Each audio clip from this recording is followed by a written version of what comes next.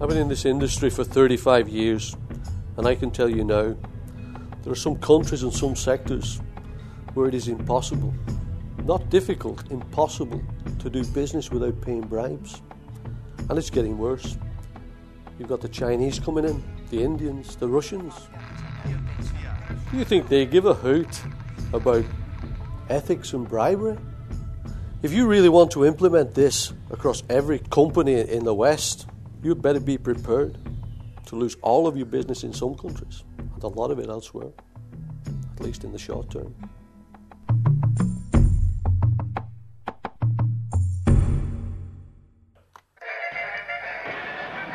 Founded in the United Kingdom during the First World War as an armaments company, Alma Industries initially expanded rapidly throughout the British Commonwealth, Europe and the Americas.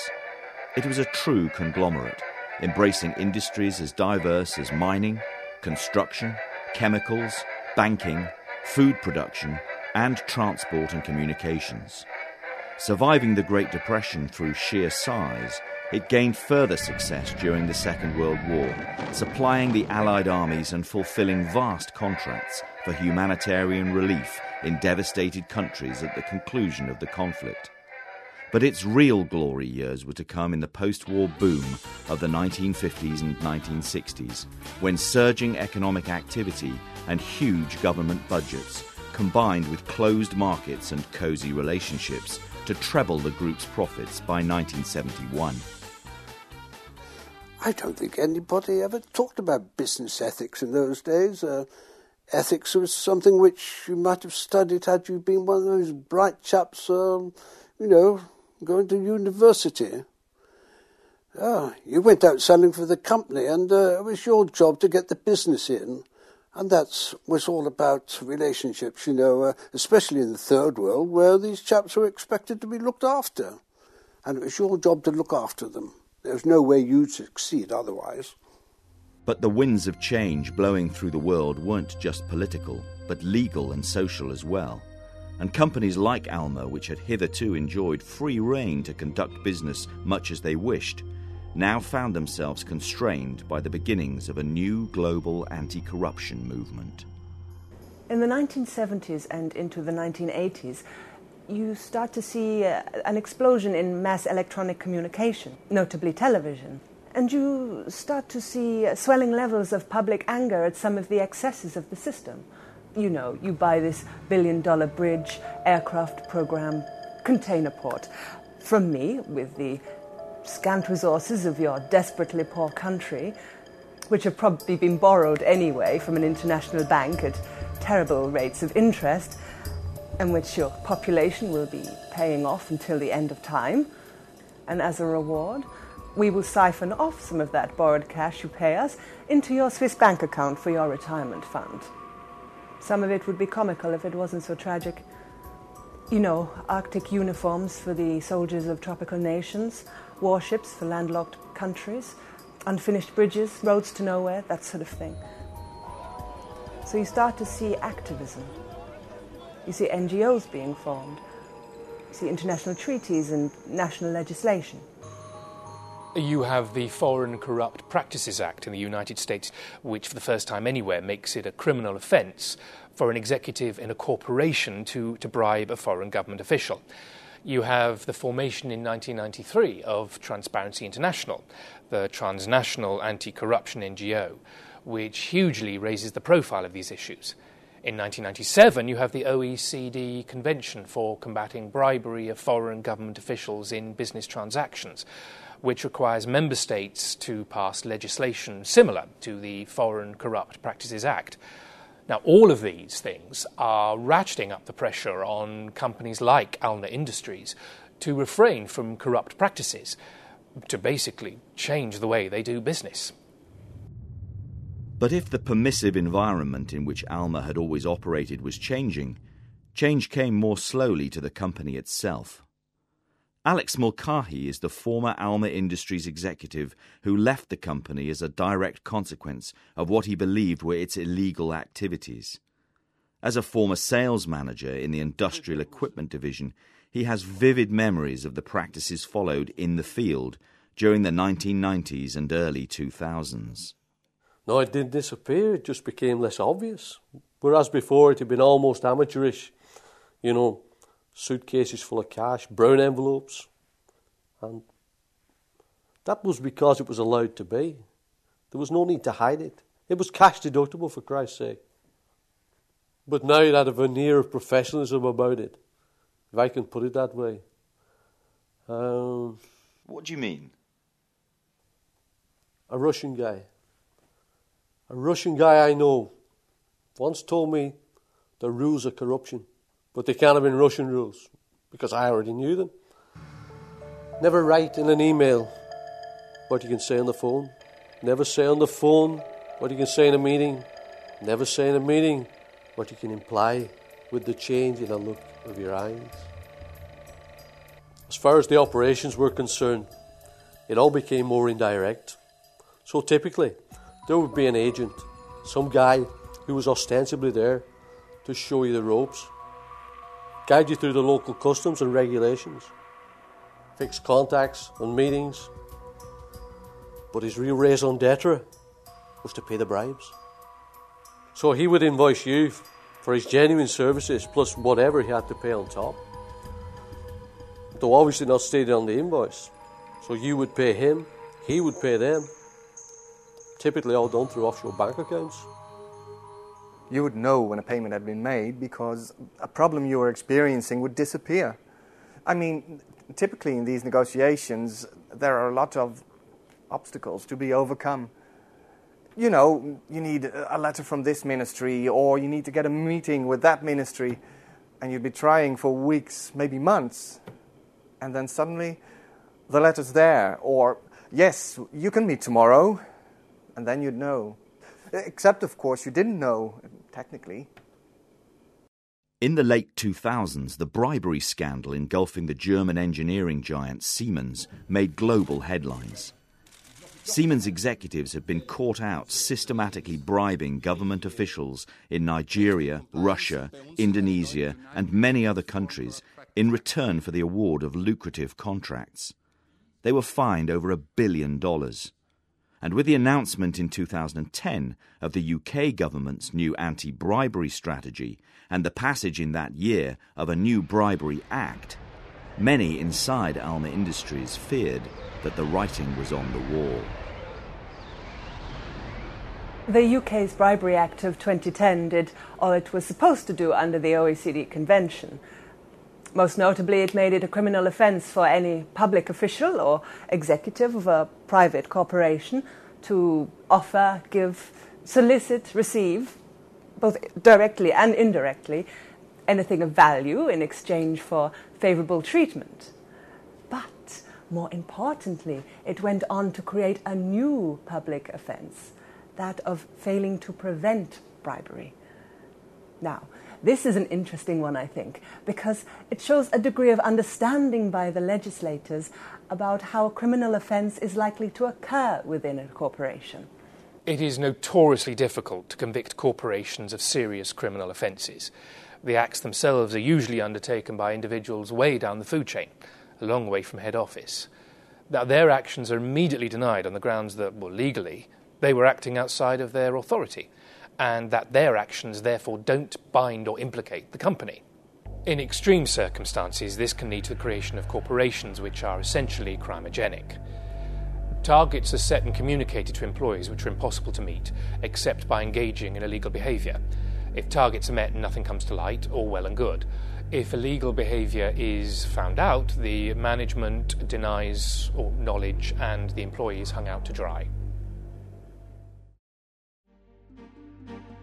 The UK government issued guidance on what actions a company could take to demonstrate that it was taking sufficient steps to prevent bribery. These were known as adequate procedures, and they included a chief executive's statement to all staff on building a culture of anti-corruption, the appointment of an anti-corruption compliance officer, the institution of a code of business ethics, the adoption of risk procedures to assess corruption risks within the corporation's business, procedures for vetting and disciplining staff, a gifts and hospitality policy, a training programme for all relevant staff, a due diligence process for assessing corruption risks in potential business partners and agents, and a whistleblowing policy, providing protection for staff members reporting incidents of corruption in good faith.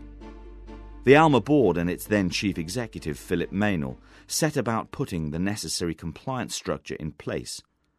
But there were those inside the company who were doubtful from the start.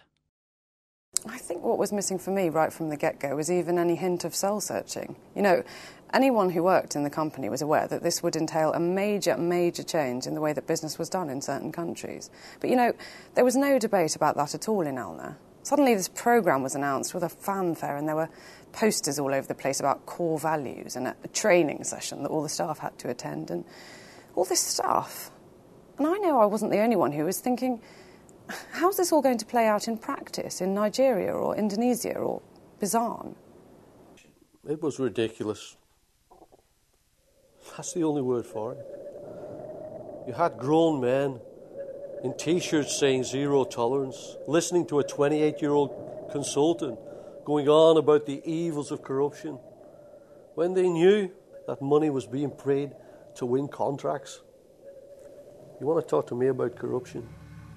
Go to almost any African country and see the guy in the £4,000 Savile Row suit and the Rolex watch stepping out of his Mercedes-Benz to tell you what the fee is for even getting in on the bidding, and then walk down the road to the shanty town of 100,000 people. No running water, no sanitation, no basic health care, and I'm wearing a T-shirt saying zero tolerance.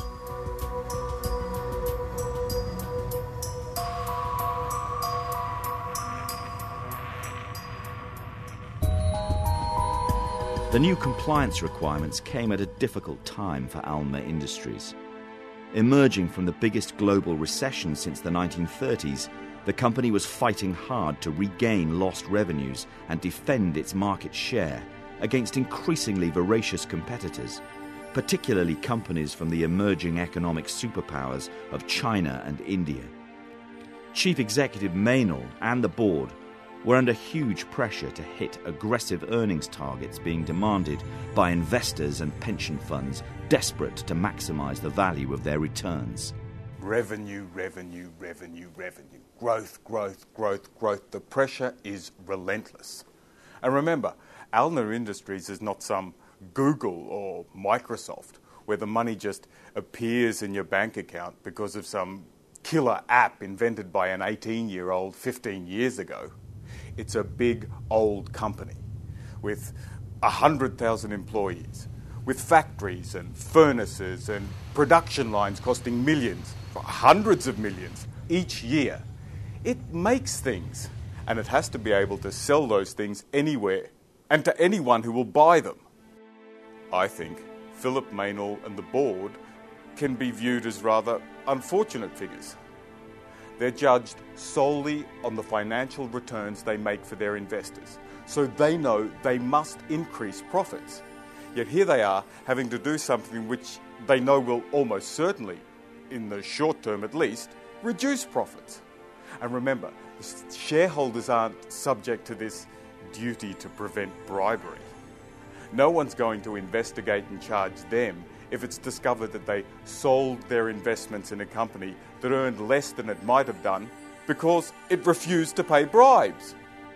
One of the key requirements of Alma's new anti-corruption policy was a requirement that all counterparties, agents and intermediaries involved in the potential project should be the subject of due diligence to establish their integrity credentials and, in particular, the absence of criminal convictions or credible media or market reports in relation to corrupt practices. To comply with this requirement, the business units used an online tool provided by the new compliance department, capable of screening the name of any individual or company against internationally recognised blacklists of those convicted of or suspected of criminal behaviour. But the system and the policy faced a stern test in the massive bidding process underway for the new international airport in the Republic of Bisan. Oil money, the second biggest after Nigeria. Copper, cobalt, zinc and gold. Amidst the billions of dollars worth of contracts that the Sami region was giving out, there was this massive airport contract that was worth between 5 and 700 million. I mean, it was big ticket stuff. What was called a lifeblood contract within the company. You know, one that fed the beast for a good few years. Very complex process. Pre-qualification, different rounds of bidding, shortlists. I mean, it was sucking up a lot of time and money. As was often the case with large bids, a series of agents and intermediaries moved between the primary contracting agency and the bidding firms. And first among equals of these was Thomas Carlsen, a Danish national whose reputation preceded him. The minute we put Carlsen's name into the system, it lit up. As those of us who knew him or knew of him knew that it would. Allegations of gun running in the Congo, involvement with the Abacha regime in Nigeria, involved in, allegedly but never convicted of, illicit payments to a number of African governments. But it became clear that not only was it essential that we deal with him if we wanted to remain in the game, but also there was a good chance the contract was winnable. I discussed it with Alex Mulcahy, who immediately reported it to head office. When reporting anything sensitive of this nature, we were required to report it to the legal department. Marked legal, privileged and confidential. It was something to do with having the option not to disclose the document in court later on if it came to that. The reply came back pretty quickly, in writing, saying, thanks for the information, but according to our policy, do not attend any meetings with this gentleman. Do not involve yourselves in any negotiations with him. And please provide us with a strategy to raise the issue with the Byzantine government and competitor companies. So Kevin Bowman and I put the disclosure strategy together, which included draft letters to all concerned and sent it off again, legal, privileged and confidential. I then got a phone call from my boss, Brian Charlton, saying, great, all fine, but hold fire on disclosing to anyone else just now.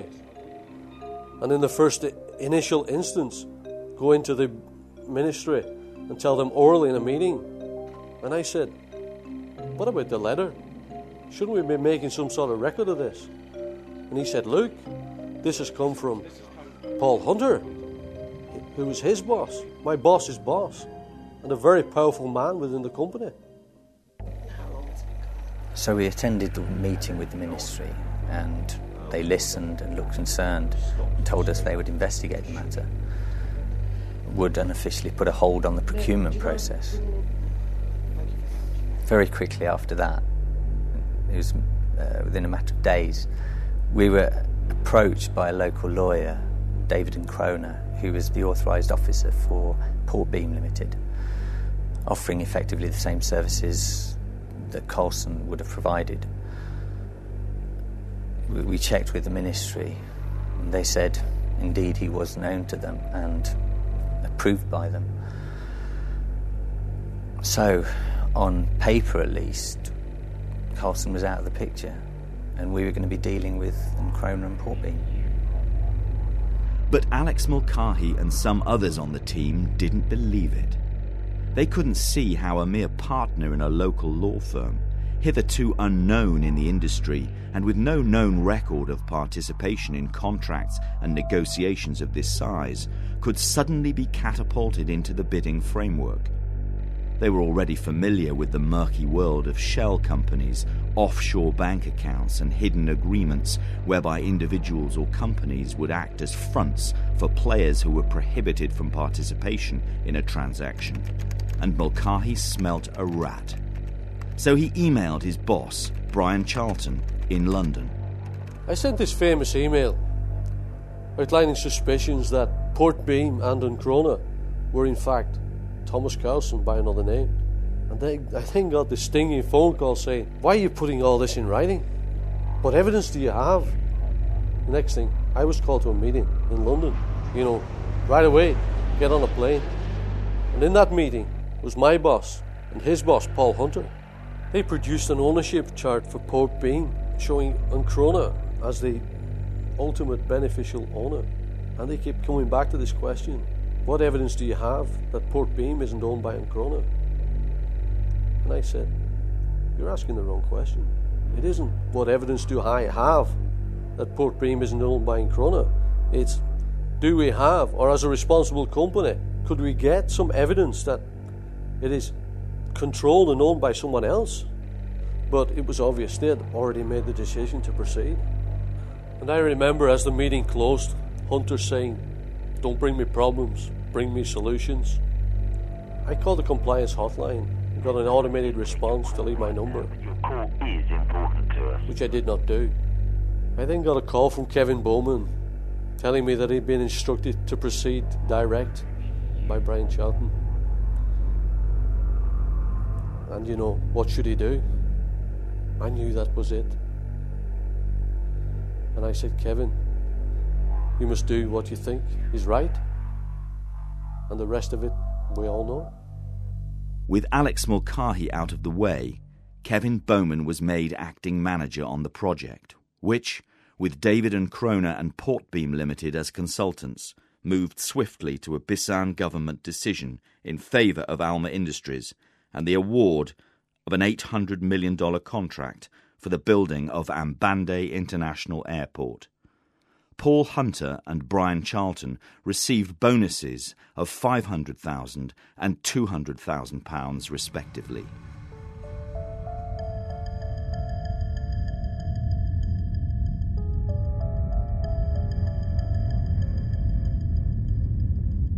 But Alna's celebrations proved short-lived. Acting on a tip-off from Alna's defeated French competitor, Groupe Santerre, industry journalists such as Patrick Canty set about investigating Portbeam Limited and quickly established that it was, as Alex Mulcahy had suspected, owned and controlled beneficially by Thomas Carlson. And furthermore, that more than $50 million of wire transfers had, in a period of 2 weeks, made their way from Alma Industries-controlled accounts in the British Virgin Islands and the Turks and Caicos Islands to trust company accounts in the Cook Islands, which were ultimately controlled by Portbeam. A further $40 million of wire transfers were traced via multiple layers of shell companies into personal banking accounts held in Switzerland by the Bisan Minister of Transport and Communications, Hane Benguela, and the country's president, Nicholas Banda. In the UK, Alma was charged with failing to prevent bribery. Mr. Mayo, good morning, Philip. Are you expected to be charged, Philip? Alna's defence is basically that we had everything in place. We had the systems and procedures which the law required, and it's not our fault as a company that they weren't followed. And what's groundbreaking about this is that the jury isn't having any of it, and neither is the judge. In sentencing the company to a fine of £50 million, Mr. Justice Skittery said, "In passing such a sentence, I have due regard for the compelling evidence presented to the court that the defendant's actual policy in relation to these matters was entirely different from, and in fact in direct opposition to, its written policy.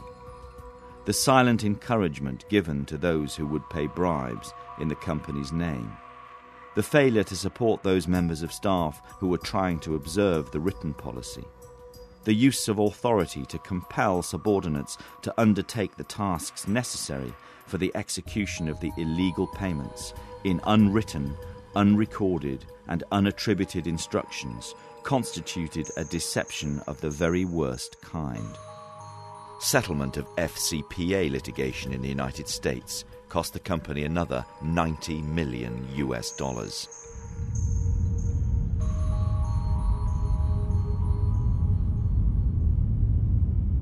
Andrew Sternhold is Emeritus Professor of Corporate Psychology at Queen's College London. He gave expert evidence for the Crown at the Alma Industries trial on the psychological factors at play inside organisations experiencing the extreme pressures of revenue generation versus compliance. There really are two key issues. Number one is the hidden messages. There are different ways in which an organization can look and see how their employees are performing.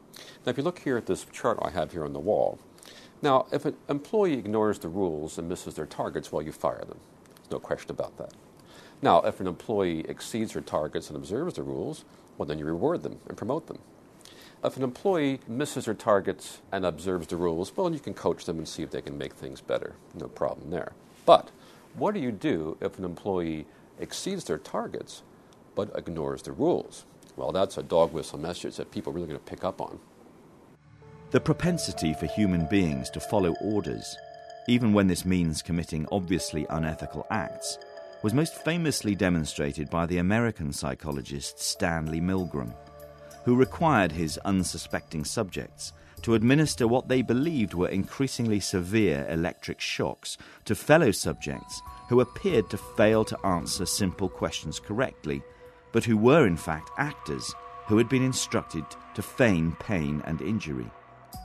Most subjects followed orders from their scientific minders to administer what they believed were even lethal electric shocks to their fellow subjects. Incorrect. 350 volts. Stop. Leading Milgram to his chilling conclusion. Most people will do exactly as they are told, regardless of the content of the act, if they perceive that the instruction has come from a legitimate authority. Hi, Kevin. Listen. Alex Mulcahy's successor, Kevin Bowman, suddenly found himself promoted to acting contracts manager, facing pressure from his new bosses to deal with Port Beam Limited. So why did he do what Mulcahy refused to do? How far do you take these things? At some point you have to move on, otherwise nobody does anything.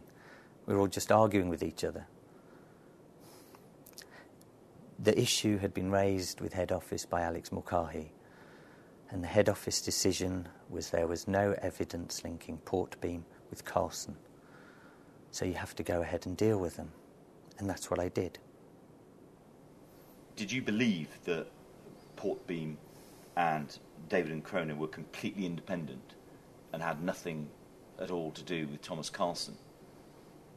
I didn't know. Nobody really knew. Should you have known? I don't know. I was simply following instructions from Brian Charlton, and above him Paul Hunter, and they were the people to whom I now reported. So the implications of the Milgram experiments on societies wishing to curb the power of corporations is very, very serious. And the Bowman example is a real, real classic. Most people inside a corporation will follow the chain of command. Even when they know that what they're being asked to do is wrong, they'll still go ahead and do it rather than break an order from a superior.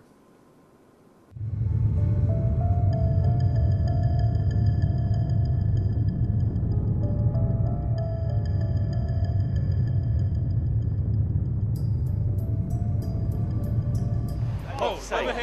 Brian. Paul, over here, Brian. Over here, Brian. Paul.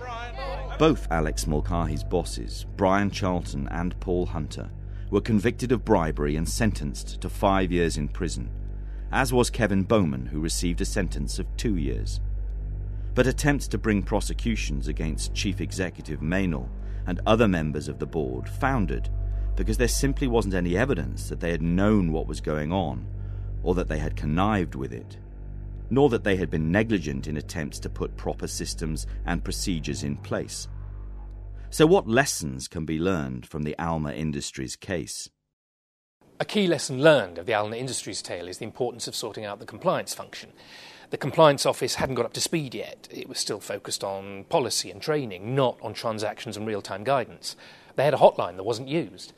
Instead, it was the legal department, the General Counsel's office, that was involved day to day. And they were still, as legal departments often are, essentially focused on firefighting, managing the problem down, making sure that all the angles were covered, that the company can defend itself, etc., etc. Neither was up to the task which confronted them. The criminal law is a really pretty inadequate instrument from preventing this kind of thing from happening again. I think the real problem in all this is psychological and cultural. Does the organizational culture exist to resist the natural forces which will push the company to its destruction? Ultimately, implementing these anti-corruption policies is an act of pure will by everyone within the organization doing their part. I think people start to become overwhelmed by the pressure upon them, a bit like an army that realizes it's about to be defeated. Collective courage just melts away. People start to become obsessed about the personal implications to them. They start to think small instead of big, and the wider responsibility just dissipates. But of course, the effects of bribery and corruption are devastating on the countries and nations concerned. It's so sad. So sad. Perhaps the last word should go to Alex Mulcahy, the man who blew the whistle on the cover-up. Told after his meetings in London that he was being moved sideways to a different department, he refused, resigned his position, and became a key prosecution witness in the Alma Industries trial. Initially, he found it difficult to secure new work, but is now again employed in the industry he has served for 35 years. He, too, relates the challenges and lessons of what happened in a subjective and personal way. You have a personal responsibility to look out for yourself, yes, but also to live with yourself. I ignored all this stuff for years. It came to me quite late.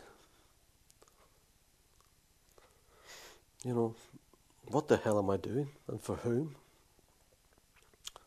Ultimately, who you are depends upon what you do. You know, Hamlet, this above all else to thyself be true, and it must follow as the night the day. Thou canst not then be false to any man. And I believe that.